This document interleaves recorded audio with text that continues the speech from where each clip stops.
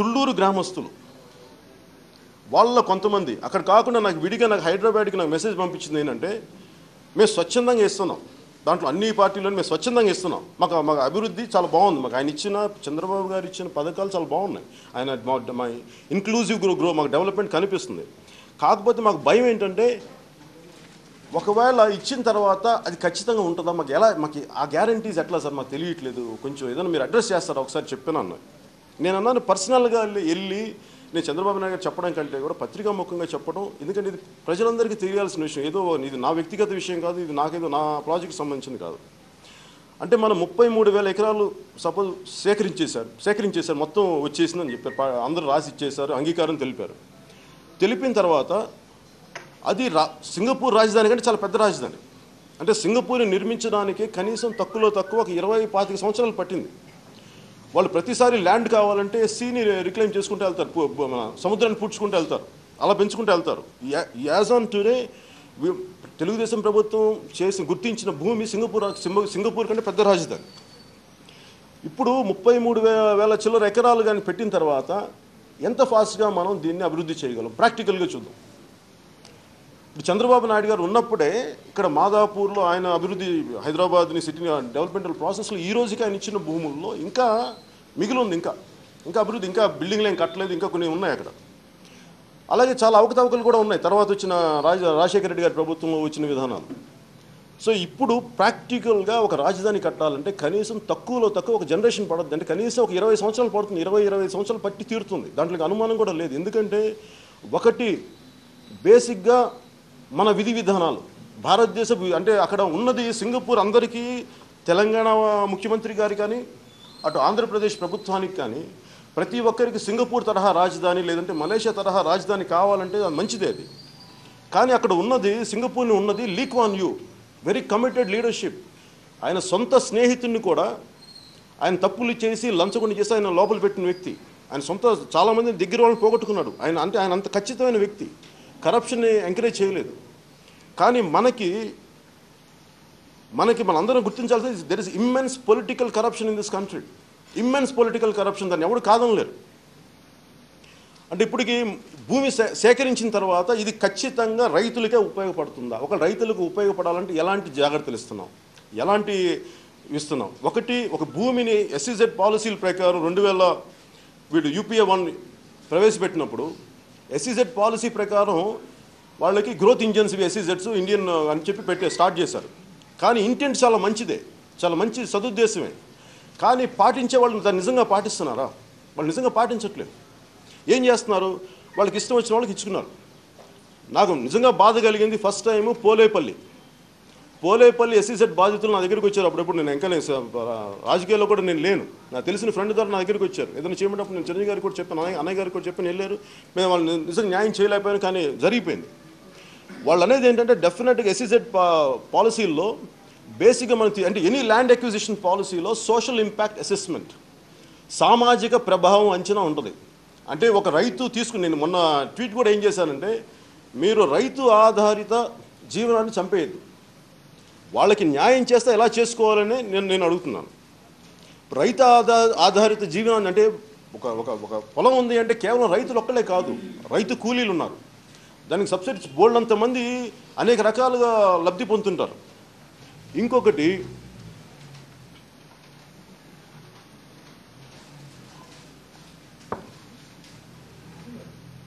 ఇప్పుడు బెత్తపూడి గ్రామస్తులను తీసుకుంటే వాళ్ళు కోసే పూలు ఇవన్నీ అక్కడికి వెళ్తే మన విజయవాడ దగ్గర నుంచి ఆల్మోస్ట్ మనకి ఇక్కడ మోనా మార్కెట్ దాకా వస్తాయి ఆ పెద్ద లాట్. సో చాలామంది చిల్లర వ్యాపారాలు బతుకుతారు. ఇప్పుడు ప్రభుత్వం 33,000 ఎకరాలని మాకు ఇచ్చేసరికి మీరు పంట పండించొద్దు అంటే ఏమవుతుందంటే రైతు కూలీలు దెబ్బతింటారు. ఫస్ట్ మనందరికీ ప్రభుత్వం చేసింది ఏంటంటే రైతులకి చాలా మంచి ప్యాకేజ్ ఇచ్చారు, అసలు నేను దాన్ని కాదంట్లా, అసలు నేను దాని మీద డిబేట్ కూడా లేదు, ఇష్టపడి ఇచ్చిన వాళ్ళకి అసలు నాకు సమస్య లేదు. కానీ రైతు కూలీల సమస్య ఏంటి? సోషల్ ఇంపాక్ట్ అసెస్మెంట్, సామాజిక ప్రభావం అంచనా, ఇది ఎంతమందిని ఈ రైతు ఇప్పుడు మీరు వ్యవసాయం వేయకపోతే మీరు ఏం జరుగుద్ది అనేది అంచనాన్ని మీరు వేశారా? లేదంటే ఇప్పుడు మోడీ గారు పెట్టిన ల్యాండ్ అక్విజిషన్ పాలసీలో కొన్ని పరిశ్రమలకి, రక్షణ పరిశ్రమలకు కానీ మిగతా కొన్ని పవర్ ప్రాజెక్ట్స్కి కానీ రూరల్ ఇన్ఫ్రాస్ట్రక్చర్ డెవలప్మెంట్ కానీ రూరల్ కానీ కొన్నిటికి సోషల్ ఇంపాక్ట్ అసెస్మెంట్ అవసరం లేదని అన్నారు. కానీ సోషల్ ఇంపాక్ట్ అసెస్మెంట్ కానీ మనం చేయకపోతే మనకు వచ్చే సమస్యలు ఏంటంటే సోషల్ అన్రెస్ట్ వస్తుంది. లాస్ట్ 10 yearsలో SEZల వల్ల విపరీతమైన అన్రెస్ట్ వచ్చింది.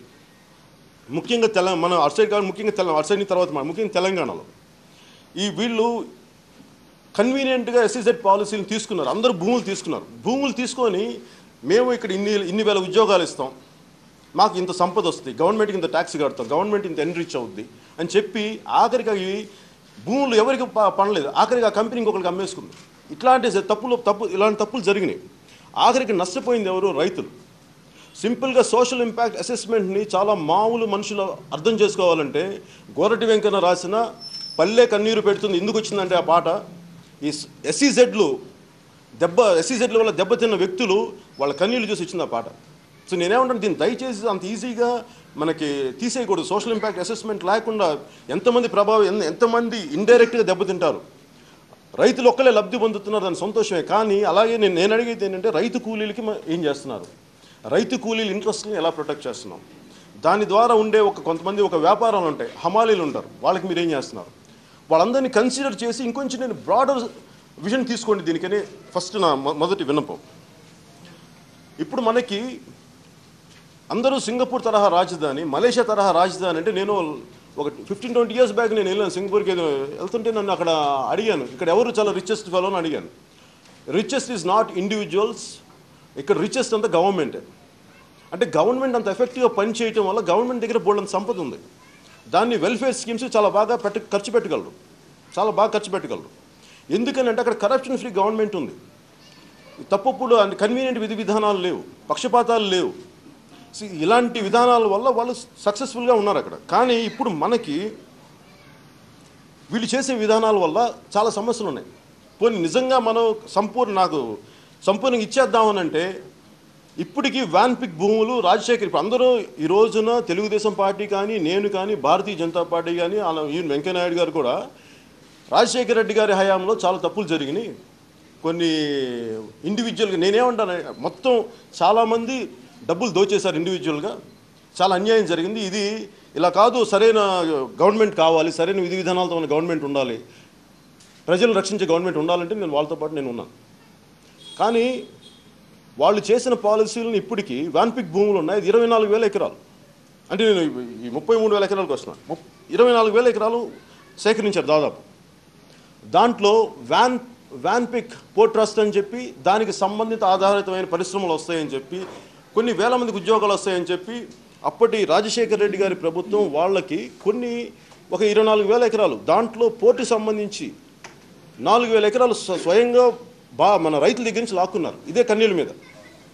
పోనీ వాళ్ళు చెప్పింది నిలబెట్టుకున్నారా అంటే అక్కడ ఏం లేదు, అవే రాళ్ళు ఉన్నాయి, ఏం డెవలప్మెంట్ చేయాల. కానీ ఏం జరిగిందంటే అక్కడ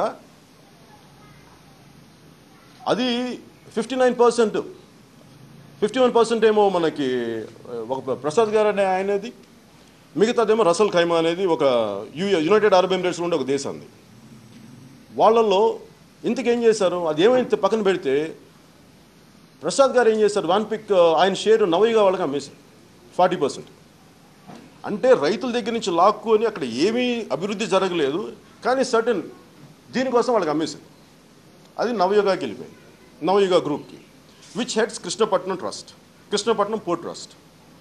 కృష్ణపట్నం పోర్ట్ ట్రస్ట్ మనం తీసుకోవాలంటే సో అది వాళ్ళకి చాలా ఎక్స్పర్టీస్ ఉంది, వాళ్ళకి స్కిల్ ఉంది. సో అందుకని చెప్పి వాళ్ళకి 40% స్టేక్ తీసుకున్నారు. ఇది I'm not talking about Krishnapatnam port trust సంబంధించింది కాదు.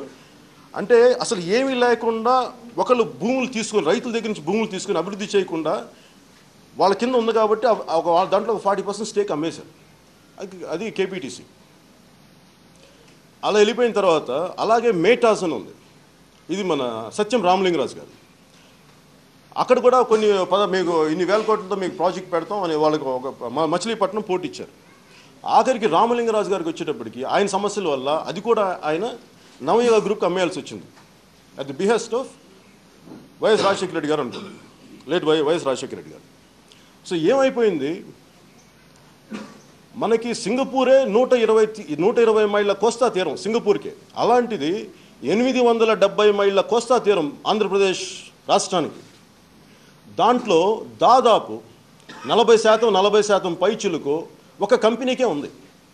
ఒక కంపెనీకి. కానీ సింగపూర్లో చూస్తే అక్కడ 2 పోర్టులు ఉన్నాయి, ఆల్మోస్ట్ దాదాపు 75 బర్త్లు. అది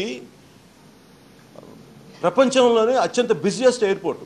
సో అంత ఆదాయం గవర్నమెంట్కి వస్తుంది. కానీ సో నేనేమంటానంటే ఇలాంటి పాలసీ ఇప్పుడు మనం ఈ రోజున గవర్నమెంట్ చేసేసింది తిరిగి లాక్కోగలరా అంటే ఏం చేయలేదు. ఎందుకంటే వాళ్ళకి రాజ్యాంగం ప్రొటెక్షన్ ఉంటుంది. మేము ఇన్వెస్టర్స్కి ఏమో అంత సాల్వ్. ఈ రోజున ప్రభుత్వం వచ్చి ఇన్ని అవకతవకలు జరిగినాయి, వ్యాన్పిక్ భూముల్లో ఇన్ని అవకతవకలు జరిగినాయి, ఎస్సీజెడ్లో ప్రతి ఎస్సీజెడ్లో ఇన్ని అవకతవకలు జరిగినాయి అని చెప్పి లాక్కోవడానికి లేదు. ఎందుకంటే వాళ్ళు కోర్టుకు వెళ్తారు, వాళ్ళకి రక్షణ ఉంది. 1000 కోట్ల దోపిడీ చేసే వాళ్ళకేమో రక్షణ ఉంది. రైతు కూలీకి మామూలు వాళ్ళకి రక్షణ లేకపోతే ఇది ఎవరో ఒకళ్ళు మాట్లాడాలి కదా. దీన్ని నేను చూపించకపోతే నేను తప్పు చేసిన అవుతాను. ఇప్పుడు నాకు నా డబ్బున్న వాళ్ళకి పెట్టుబడి వ్యవస్థ బాగా ఉన్న వాళ్ళకేమో మంత్రులు తెలుస్తారు, లేదా ఇంకొకళ్ళు తెలుస్తారు. అక్కడ ఉండే హమాలీకో రైతు కూలీకో అరెకరం ఉన్న భూమికి ఎవరు నిలబడతారు? వాళ్ళ పక్షాన ఎవరు మాట్లాడతారు? నేను అభివృద్ధికి ఎగెన్స్ట్ మాట్లాడలా. అలాగే 33,000 ఎకరాలు పెట్టారు. నేను చెప్పేది ఇన్ని అవకతవకలు జరిగినాయి. ప్రభుత్వం ఇంత బాధ్యతగా ఉండాలి అంటే నా ఉద్దేశం ఈ 33,000 ఎకరాలను ఎన్ని ఫేజెస్లో డెవలప్ చేస్తారు. ఈ రోజున ఒకేసారి మీరు అంత 33,000 ఎకరాలకి వ్యవసాయం చేయకూడదంటే ఫస్ట్ ఎకోసిస్టమ్ అంతా దెబ్బతింటుంది. చాలామంది దానికి గొల్లకురుములు ఉన్నారు, ఎస్సీలు ఉన్నారు, ఎస్టీలు ఉన్నారు. ఇది వీళ్ళు ఎవరికి భూములు లేవు, ఒకళ్ళు ఉన్న అరాకొర భూములు ఉంటాయి. కాకపోతే వీళ్ళు వ్యవసాయాన్ని ఆధారం చేసుకుని బతుకుతుంది. వీళ్ళంతా అక్కడ వ్యవసాయం చేయకపోతే ఒకేసారి ఆఫ్ చేసేస్తే వాళ్ళు ఏం చేస్తారు?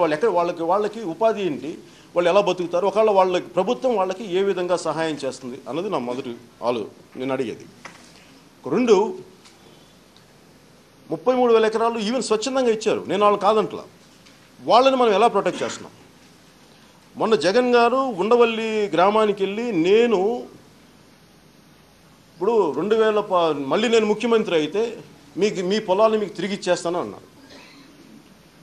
అంటే పోనీ వాళ్ళకి నేను 2024 వరకు చంద్రబాబు గారి ముఖ్యమంత్రిగా ఆంధ్రప్రదేశ్ ముఖ్యమంత్రిగా ఉండాలని నేను కోరుకున్నాను. నాకు ఇష్టం, ఆయన సంతోషం, నాకు అసలు అందులో ఇబ్బంది కూడా లేదు. నేను పెట్టి పాలిటిక్స్ అయితే చేయను నేను. కాకపోతే కీడించి మేలించమంటారు. ఒకవేళ ఆయన రాకపోతే 2019లో ఒకవేళ ఆయన రాలేదు, తెలుగుదేశం పార్టీ రాలేదు, నేను కూడా వాళ్ళకి ఒత్తాస పలికాను, నేను కూడా సపోర్ట్ చేస్తాను, నేనేం పారిపోను. ఒకవేళ రాకపోతే జగన్ గారు చెప్పినట్టుగా ఉండవల్లి గ్రామస్తుల పొలాలు వాళ్ళని తిరిగి ఇచ్చేస్తే, అలాగే బోల్డంత పొలిటికల్ రైవలరీ ఉండదు. ఆ రైవలరీ ప్రకారం మొన్న గ్రామస్తులు ఆయన ఆఫ్ చేశారు రాకూడదని చెప్పి. ఆ కోపంతో వాళ్ళని ఏమైనా ఒకవేళ ఇబ్బంది పెడితే మరి దానికి ప్రొటెక్షన్ ఏంటి? ప్రభుత్వాలు మారచ్చు. నేను ఏదైనా 29,000 ఎకరాలు 95% రైతులు స్వచ్ఛందంగా ఇచ్చారు. ఒకవేళ ప్రభుత్వాలు మారినా, ఈరోజు ఎవరు మారినా, ఎవరు చేసిన ఏ ప్రభుత్వమైనా రావచ్చు, కానీ బేసిక్గా రాజధాని కావాలి అని సంతోషంగా ఇచ్చిన వాళ్ళని మనం ఇర్రెస్పెక్టివ్ ఆఫ్ పార్టీస్ ఎవరు వచ్చినా, ఇంకొక పాలసీలు మారినా, ఎవరైతే స్వచ్ఛందంగా ఇచ్చారో వాళ్ళు నష్టపోకుండా ఎలాంటి రాజ్యాంగ పరంగా వాళ్ళకి ఎలాంటి రక్షణ ఉంటుంది ఒక్కొక్కరు ఇచ్చిన ప్రతి రైతుకి. ఇవన్నీ ఈ జాగ్రత్తలు తీసుకోవాలి. సో నేను అనేది ఏంటంటే సోషల్ ఇంపాక్ట్ అసెస్మెంట్ ప్రకారం మీరు ఫస్ట్ రైతు కూలీలు ఒకటి జాగ్రత్త, వాళ్ళకి ఏం చేస్తారో ఒకసారి చెప్పండి, అది నాకు అవసరం, ప్రజలకు చెప్పండి. 2, ఈ బేతపూడి గ్రామస్తులకి, ఉండవల్లి, పెనమాక ఈ గ్రామస్తులకి వాళ్ళకి చాలా ఉంది. కుదిరితే వాళ్ళని ఆ ప్లాన్ నుంచి తప్పించండి. అంటే రింగ్ రోడ్లు కన్వీనియంట్గా చాలామంది వ్యక్తుల కోసం వంకర టింకర్లకు తిరిగిపోయింది. రింగ్ రోడ్ స్ట్రైట్గా ఉండాల్సిన రింగ్ రోడ్డు ఇన్ఫ్లుయెన్స్ ఉంటేనేమో ఇటు తిరిగింది, అటు వెళ్ళని చెప్పి మనకి పత్రికలు అన్నింటిలో అన్ని పేపర్లో కథనాలు వచ్చినాయి. అట్లాగే ఒక భూమి అంటే నేను అనేది ఆ రింగ్ రోడ్లో అంటే భూమి వాళ్ళు రైతులు